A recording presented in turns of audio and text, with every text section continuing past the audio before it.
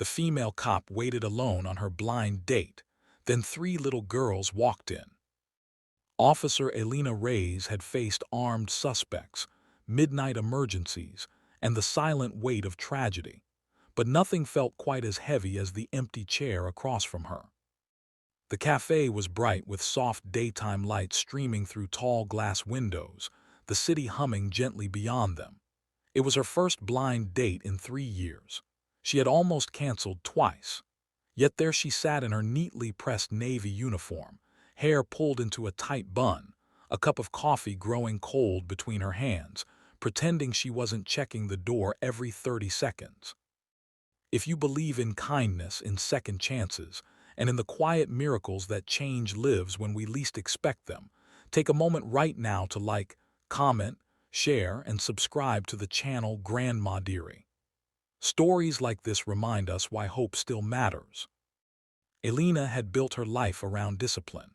After losing her fiancé Mateo in the line of duty 5 years earlier, she buried her grief under long shifts and overtime patrols. The badge became her armor. The city became her responsibility. Love, she decided, was a luxury she could no longer afford. Her sister had convinced her to try again. Just coffee, she had said, just 1 hour. The man was supposed to meet her at noon. It was now 12:27. The bell above the cafe door chimed. Alina's shoulders straightened instinctively. She lifted her eyes with a fragile spark of hope, but it wasn't a tall stranger scanning the room for her. It was three little girls. They stepped inside hesitantly, holding hands. The oldest, perhaps 8 years old, had chestnut braids and wore a faded yellow cardigan. The middle child, around 6, clutched a small pink backpack tightly to her chest. The youngest, no more than 4, had wispy blonde hair tied into uneven pigtails and wore a bright red sweater that seemed too thin for the chilly afternoon breeze. They didn't look around for pastries. They didn't smile at the display case. They scanned the room carefully, as if searching for someone they weren't sure would be there. Alina watched them with quiet concern. Police instinct wasn't always about danger. Sometimes it was about vulnerability. The girls approached the counter, whispered something to the barista, then slowly turned and spotted Alina's uniform. Children recognized safety differently than adults did.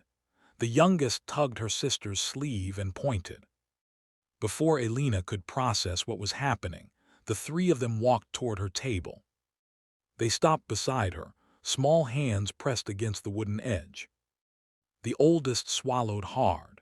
Her voice trembled with responsibility far too heavy for her small frame. She explained that they were waiting for their father. He had told them to sit at this cafe after school because he needed to fix something important and would meet them soon. That had been almost 2 hours ago. Alina felt something twist in her chest. She gently asked where their mother was. The answer came in fragments. Their mother had passed away last year after a long illness. Their father had been trying to manage 2 jobs. He was tired all the time. He forgot things lately. The middle child opened the pink backpack and carefully pulled out a folded piece of paper. It was a termination notice. Their father had lost his job that morning. The cafe suddenly felt too quiet, too bright. Alina glanced at the empty chair across from her again. The man she was supposed to meet had clearly decided not to show. A text message buzzed on her phone at that very moment, an apology about something coming up. She didn't even open it fully. Because at that table, staring up at her with wide, uncertain eyes, were 3 reasons far greater than a missed date. She asked the girls their names. The oldest was Marisol, the middle one was Anya, the youngest was Cora. They had walked 6 blocks alone. Alina ordered sandwiches and warm cocoa for them. As they ate, their tension slowly softened. Cora smiled for the first time, a shy, gap-toothed grin that felt like sunlight breaking through storm clouds. But the father hadn't come. Alina's training told her she needed to locate him. Her heart told her these girls needed reassurance first.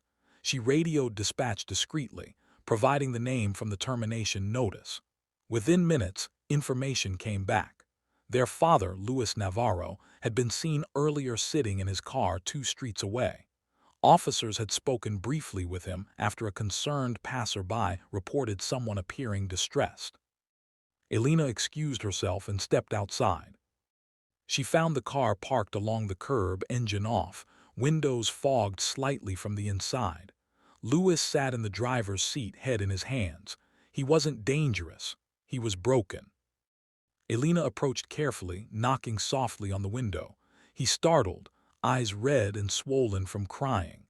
Shame washed over his face when he saw her badge. He explained in fractured sentences that he had planned to tell the girls everything over lunch. He wanted one last normal moment before the truth shattered their little world. But when he lost his job, panic took over. Rent was overdue. Savings were gone from hospital bills. He felt like he had failed them. He didn't know how to walk into that cafe and admit he had nothing left to give. Alina stood there listening, remembering the hollow ache of loss she once carried. She understood what it meant to feel like the ground had disappeared beneath you. She didn't lecture him. She didn't threaten him. She told him something simple, that his daughters were inside, waiting not for money, not for answers, but for him.